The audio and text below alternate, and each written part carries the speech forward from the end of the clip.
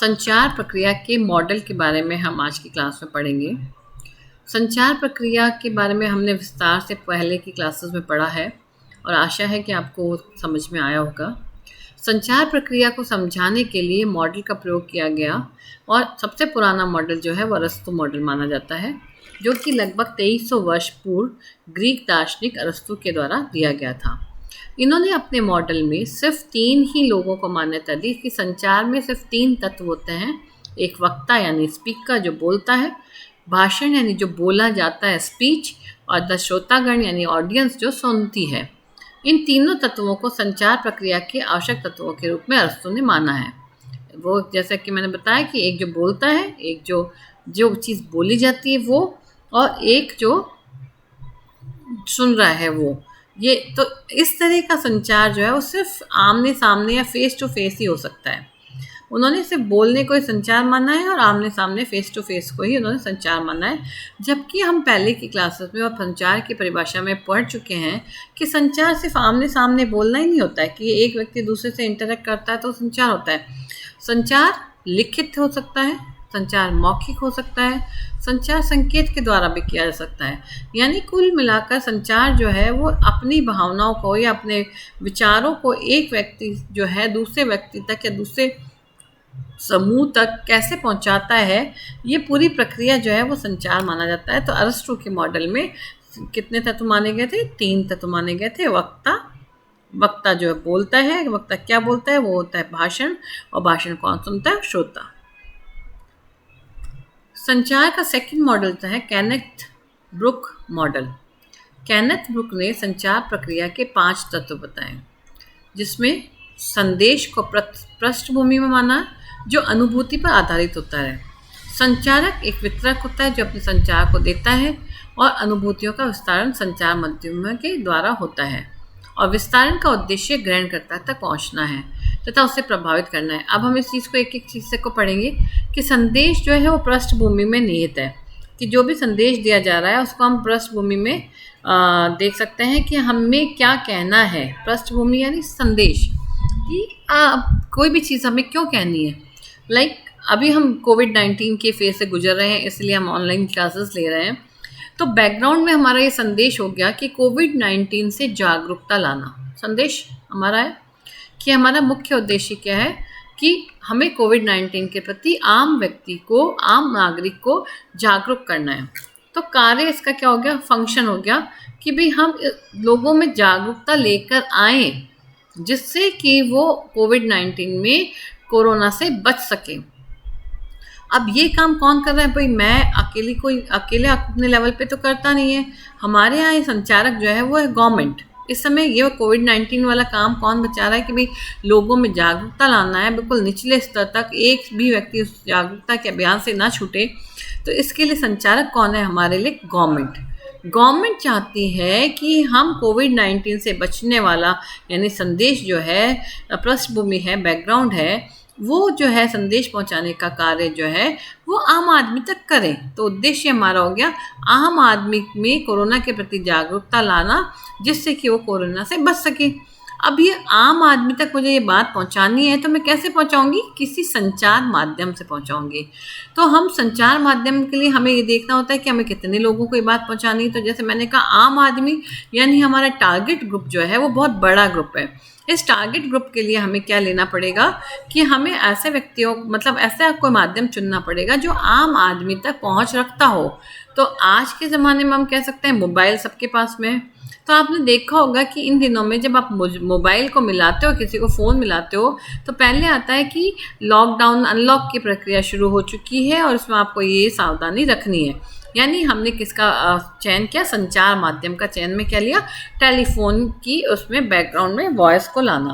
तो इस तरीके से केनेथ ब्रुक ने अपने मॉडल में बताया कि इसमें 5 तत्व होते हैं। एक होता है एक रिसीवर होता है, एक सेंडर होता है, एक चैनल एजेंसी होती है, एक मैसेज होता है, और एक होता है फंक्शन, जो किसी उद्देश्य की पूर्ति के लिए काम किया जाता है।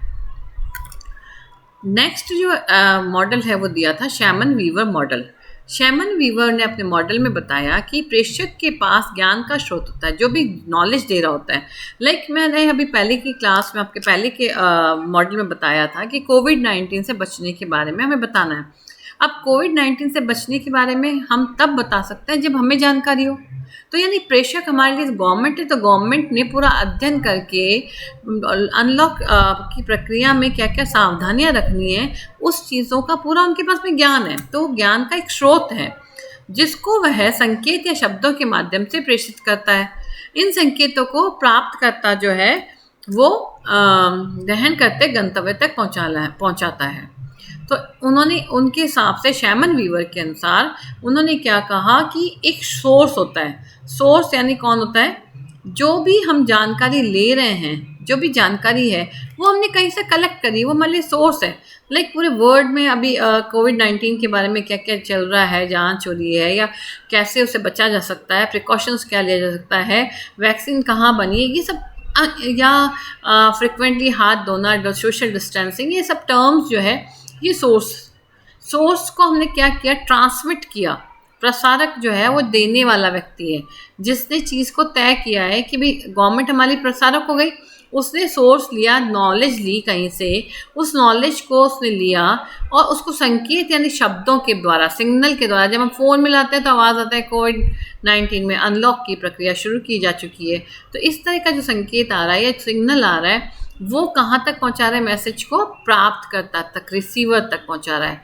और रिसीवर ही उसका क्या है? डेस्टिनेशन है। डेस्टिनेशन है गंतव्य, कहाँ तक उसको पहुँचाना है मैसेज को। आम आदमी तक पहुँचाना है। फ़ोन जितने लोग यूज़ करेंगे, जितनी बार यूज़ करेंगे, उनको ये मैसेज मिलेगा। तो वो जो उसकी डेस्टिनेशन क्या हुई? आम आदमी या जो फ़ोन उठा रहा है और जो फ़ोन कर रहा है वो उसका डेस्टिनेशन हो गया। तो उन शैमन वीवर के अनुसार उन्होंने क्या कहा? एक सोर्स होता है, एक प्रसारक होता है जो संकेत को प्राप्तकर्ता तक, जो कि उसका गंतव्य या डेस्टिनेशन होती है, वहाँ तक पहुँचाना है। अब इसमें डेस्टिनेशन और इसको आप कंफ्यूज ना करें कि प्राप्तकर्ता और गंतव्य एक होता है। देखो कई बार हम लोग क्या है, फ़ोन अभी आप लोगों ने सब डेली आप लोग सुनते हो, डेली सुनते हैं। जब फ़ोन मिलाते हैं तो क्या आप लोग कोई बता सकता है कि वो कॉन्टैक्ट नंबर क्या बोलता है कि किस पे संपर्क करें? नहीं। हम रिसीवर तो हैं लेकिन हमने उसको अपनी डेस्टिनेशन तक नहीं लेके गए, हमने उसको ध्यान देकर नहीं सुना है, हमारा पर्पस सॉल्व नहीं हुआ है। रिसीवर के रूप में हमारे कान में वो बात गई लेकिन वो हमारे दिमाग में जो डेस्टिनेशन है वहाँ तक वो नहीं पहुँची है। तो इस तरीके से संचार भी अधूरा रह सकता है यदि वो अपनी डेस्टिनेशन तक नहीं पहुंचता है। ये मॉडल दिया गया था शैमन वीवर के द्वारा। चौथा मॉडल जो आता है वो कम्युनिकेशन का आता है वेस्ली मैकीन मॉडल। वेस्ली मैकीन ने अपने मॉडल के 5 संयोगी अंक बताए। उन्होंने बताया कि कोई भी यदि संचार होता है तो उसमें ये 5 तत्वों का होना बहुत ज़रूरी है। ये संयोग करते हैं या सहयोग करते हैं और इनके कॉम्बिनेशन से ही आप संचार को कंप्लीट कर सकते हैं। इनके मॉडल में भी आधारभूत सहयोगी अंक तो वही है, मतलब इन्होंने भी ये कहा है एक सेंडर होता है, एक रिसीवर होता है और एक माध्यम होता है यानी चैनल होता है जिसके द्वारा भेजा जाए। लेकिन उन्होंने इसमें बीच में 2 शब्द और डाले हैं, एक है एनकोडिंग और दूसरा है डिकोडिंग। संदेश की एनकोडिंग और दूसरा है डिकोडिंग। इस टेलीग्राफी तथा गुप्त संदेशों को भेजने में संचार प्रक्रिया विशेष रूप से अपनाई जाती है। अब जैसे प्रेषक वेस्ले मैकीन की जो जैसे भी नाम आपके आता है क्लास में आता है कि वेस्ले मैकीन का बताइए, तो आपको वेस्ले मैकीन से याद आ जाना चाहिए कि उन्होंने एनकोडिंग और डिकोडिंग का मॉडल दिया था। उन्होंने फर्स्ट टाइम इंट्रोड्यूस किया था कि what is encoding and what is decoding. Sender, channel and receiver, ये तो सबने बोला है, संदेश होगा या चैनल होगा। यहाँ पर वेस्ले मैकीन ने क्या कहा कि कोई भी एक संदेश है, ठीक है, ये संदेश देने वाला व्यक्ति है प्रेषक। वो प्रेषक जो है वो अपनी बात को कहता है। तो जैसे मान लीजिए मुझे आपको बताना है नो पार्किंग जोन है, ओके, कहीं पर आप गए हैं और वहाँ पर आपको पार्किंग नहीं करनी है, तो मैंने वहाँ पर क्या करूँगी कि वहाँ पर मैंने P लिख के और क्रॉस कर दिया, तो ये मैंने एनकोड कर दिया मेरे मैसेज को, ठीक है। P क्रॉस यानी पार्किंग नॉट अलाउड। ये मैंने आप तक कैसे पहुंचाया? मैंने वहाँ पर एक बैनर सा लगा दिया या एक बड़ा सा लोहे के पोल के ऊपर डिस्प्ले कर दिया नो पार्किंग जोन, ओके।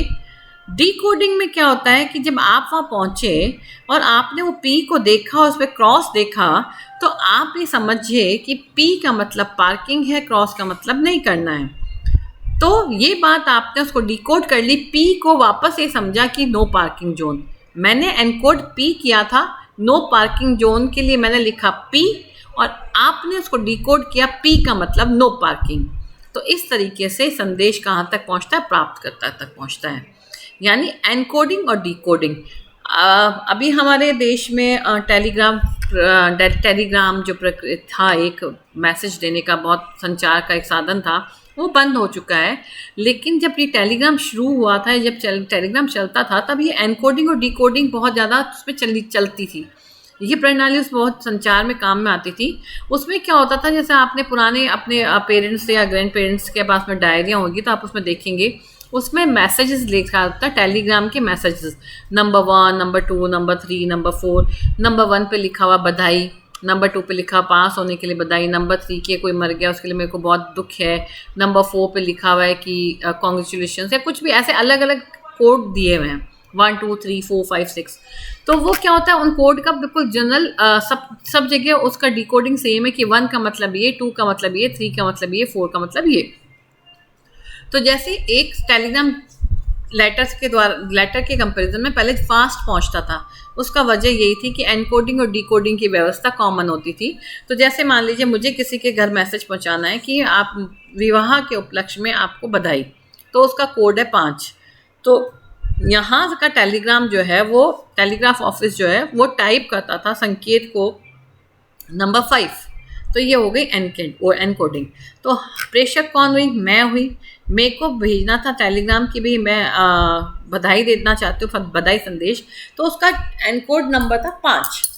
माध्यम था टेलीग्राम, फ़ोन के द्वारा, वहाँ पे एक टेली प्रिंटिंग मशीन होती है, उसके द्वारा प्रिंट हो जाता था 5 के बाद में टेलीग्राम के ऊपर 5 का मतलब क्या होता है, विवाह के उपलक्ष्य में बधाई, तो वो अपने आप ऑटोमेटिक प्रिंट कर देता था और वो रिसीवर तक पहुंचा दिया जाता था। तो ये थी एनकोडिंग और डिकोडिंग।